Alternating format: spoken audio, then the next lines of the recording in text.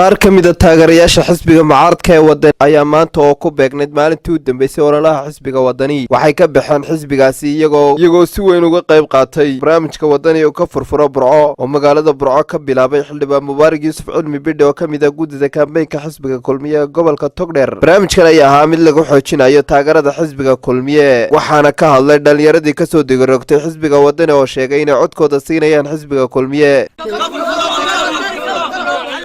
ololaha ku jirna waxa ku ololihii wixii imika way soo dhamaadeen dhalinyarada Burcana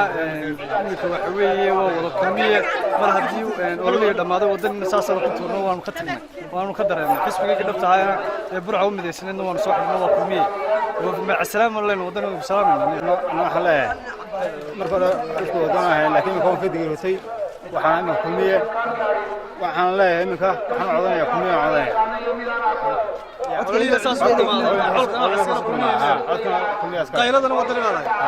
wadani ka furfuro Burco waanu ka bedelayna anagu codkana waxaan siinay Muuse Biixi xamriga meel la garbaray xisbiga wadani markana wadani baa haysan garagsi wanaga tiro ka bedelay ay gaaway inay Kulmiye laga markana waxaan xisbiga wadani si laga wadani ka baxayna wadani qaylada adiga lahaa cod kale waxa la Kulmiye oo ku digaroogno ku calaamanta wadani ma ka mid ahayn waana ka soo digaroogno xisbiga dhabtaay mustaqbalka ma soo digaroogno xisbiga wadani waxa la maanta waa taa bay marka hore waxaan nahay Kulmiye imkana iskuuladii xaafas xumaan dalaagno waanu ay toolay ciyaar baan u tagnay iyo waxaan nasiiyeen imkana codka Kulmiye baalay geesta kale xildhibaan Mubaarak Yuusuf Cilmi Bidhe oo ka mid ah guddida kaambeynka xisbiga Kulmiye ee gobolka Togdheer ayaa sharaxay dhalinyaradan ka soo qayb qaadatay barnaamijka wadani oo ka furfuro Burco ee uu hormuudka ka yahay xildhibaanku waxaana hadaladiisii ka mid ahaa inta jimcaad tahay oo ahayd maalin xisbiga wadani u lahaayeen ololaha soo bixiisii oo maalintii u dambeysay ee soo baxyada ayaa waxaa dhalinyaro badan oo dhalinyaradii Burco oo ka tirsanaa xisbiga wadani waxay ugu soo booqdeen iyagoo fara badan xafiiskayga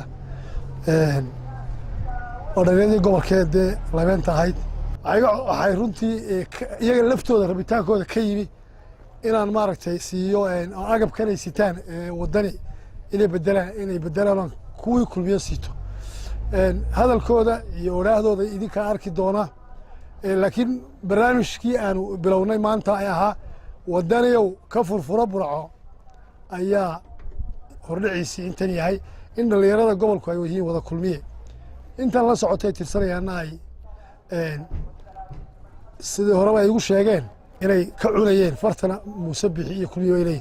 maanta waxay ay bedeleen dharkii waxay qaateen astaantii Kulmiye waxay qaateen garankii Kulmiye waxay qaateen koofiyadii Kulmiye waxay sheegeen inay Kulmiye codka siinayaan wadanina maanta ay ugu dambayso way ka soo wareegeen waxaan leenahay dhalinyarada inta ku hadhay mustaqbalka doonaysa jiritaanka dalka mustaqbalka leh doonaya wax loo qabto xisbiga mustaqbalka iyo guusha ha u yimaadeen Kulmiye ha u yimaadeen wadanna waxaan leenahay wadanayow shalayna waad aragtay wixii ka dhacay Burco wacdarii isoo bixi inay ahayd fariin ah in gobolka Togdheer Kulmiye uu wanka yahay cidina aanay kula tartami karayn waxaan leenahay wadanayow ka furfuro Burco waa yaala xasan Salebaan ayaa la BMTV-ga caalamiga Somali News magaalada Burco.